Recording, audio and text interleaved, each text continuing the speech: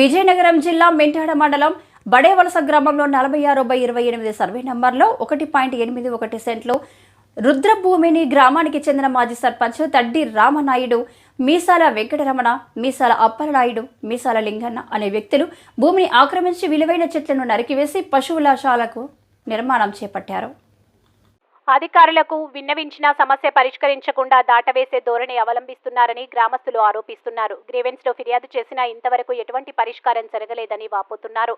సర్పంచ్ గా ప్రభుత్వ ఆస్తులను కాపాడే బాధ్యత తమపై ఉందని సర్పంచ్ పార్వతి అన్నారు. అధికారులు స్పందించిన వెంటనే రుద్రభూమిని కబ్జా కోరాల నుండి కాపాడి గ్రామస్తులకు న్యాయం చేస్తారని గ్రామస్తులందరం ముక్త కంఠంతో అధికారులకు విన్నవించారు.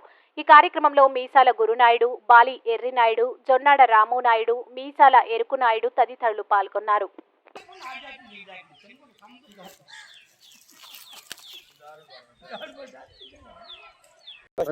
విజయనగరం జిల్లా మెంటాడ మండలం బడేవలస గ్రామం నుంచి ప్రెసిడెంట్ ప్రతినిధిగా మాట్లాడుతున్నది మీసాల గురునాయుడు. అలాగే మా గ్రామం పంచాయతీలో గల భూమి 46లో 28 ఎకరా 81 సెంటు విస్తీర్ణం గల భూమి రుద్రభూమి కలిగి ఉండును. దానికి ఊరు మధ్యలో అరుణమ్మ గారు గత 20 సంవత్సరాలు శిశు సంక్షేమ శాఖ మంత్రిగా చేసేటప్పుడు బీసీ కాలనీ ఏర్పాటు అయిన తర్వాత ఆ కాలనీ అనేది ఏర్పాటు చేసిన తర్వాత వల్లకాలు అనేది ఊరు మధ్యలో అయింది కనుక దానికి పెద్దలు ప్రజలు అందరూ కూడుకొని, అయితే ఈ వల్లకాల విషయంలో ఊరు మధ్యలో ఉండడం వల్ల ప్రజలకి అరిష్టంగా ఉందని చెప్పి పెద్దలందరూ కూర్చొని చాలా పిల్లి రెవెన్యూలో ఒక 6 కిలోమీటర్ దూరంలో ఉన్న గల భూమిని కొని అందులో ఏర్పాటు చేసుకున్నాం. అప్పటి నుంచి కూడా ఆ భూమిని ఇతరత్ర రైతులు దాన్ని సాగు చేసి మొక్కలు వేయబడింది.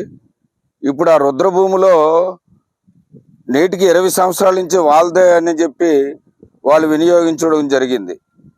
కానీ ఇంతవరకు ఏ కట్టడాలు లేవు. ఇప్పుడు దాని మీద కట్టడాలు అనేవి జరుపుకుంటుండ్రు.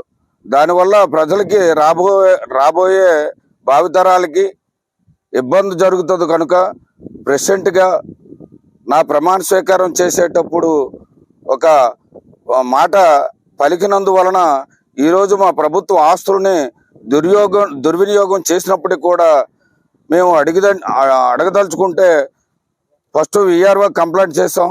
తర్వాత ఎంఆర్ఓ గారు కూడా, రెవెన్యూ ఎంఆర్ఓ గారు కూడా కంప్లైంట్ చేసాం. అయితే అతను కూడా వచ్చి చూసి చెట్టులు నరికారు, ఇక నుంచి మీరు తప్పు అలా చేయకూడదని చెప్పి సర్ది చెప్పినప్పుడు కూడా మళ్ళీ రెండోసారి కూడా ఆ భూమి మీద కట్టడాలు అనేవి నిర్ణయించడం జరుగుతుంది. ఎవరు కూడా దీని మీద ఎటువంటి ప్రలోభాలకి ఇక్కడ పార్టీ అధిష్టానం వైసీపీ పార్టీ వాళ్ళు కూడా దీని మీద ఫోకస్ పెట్టి, అతను వైసీపీ లీడరు, ఆ లీడర్ అయినందువల్ల ఎలక్షన్ వరకు కూడా దాన్ని మధ్యంతరంగా ఉంచాలని చెప్పి ఈ విధంగా ఇబ్బందులు పడుతున్నారు. ఒక గ్రామ సర్పంచ్గా, ఒక గ్రామ పౌరుడిగా, ఒక గ్రామ పెద్దగా నేను ఈ గవర్నమెంట్ భూమిని, రుద్రభూమిని కాపాడవలసిన బాధ్యత ఉంది కనుక నేను ఎవరి మాటలు వినకన్నా నేను గ్రామ ప్రజల కోసం నేను పాటుపడి కంప్లైంట్ ఇస్తే ఈ కంప్లైంట్ మీద ఎవరు కూడా ఎటువంటి యాక్షన్ కూడా ఇప్పటి వరకు లేదు. ఎంఆర్ఓ గారికి ఇందాక నేను ఫోన్ చేసి మాట్లాడితే ఎంఆర్ఓ గారు మేము చేసినప్పుడు చేస్తాం, మీకు ఎందుకు అవసరం లేదని చెప్పి తదుపరి మొన్న ఇందాక ఎంఆర్ఓ గారు అన్నారు. రెవెన్యూ విఆర్ఓ గారు కూడా అదే మాట వాడారు, మేము నచ్చినప్పుడు చేస్తాం, మీకు ఎందుకు అనవసరం అని చెప్పి వాళ్ళు మాట్లాడారు. అయితే ఇంకా 4 రోజులు పోయాక దానికి రిప్రజెంటేషన్ ఇస్తామని చెప్పేసి ఇక్కడ తదుపరిలో విలేకరులు తెలుసుకుంటే 4 రోజులు పోయాక కూడా మేము రిటర్న్గా రాసేస్తామని చెప్పేసి అని అంటున్నారు. మళ్ళీ రేపు సోమవారం నాడు కూడా నేను గ్రీవెన్స్కి ఇస్తాను, తర్వాత సీఎం ఆఫీస్ కూడా ఒక లెటర్ పెడదామని చెప్పి సీఎంఓ కూడా ఒక లెటర్ పెడదామని చెప్పేసి నేను అనుకుంటున్నాను. కానీ దయచేసి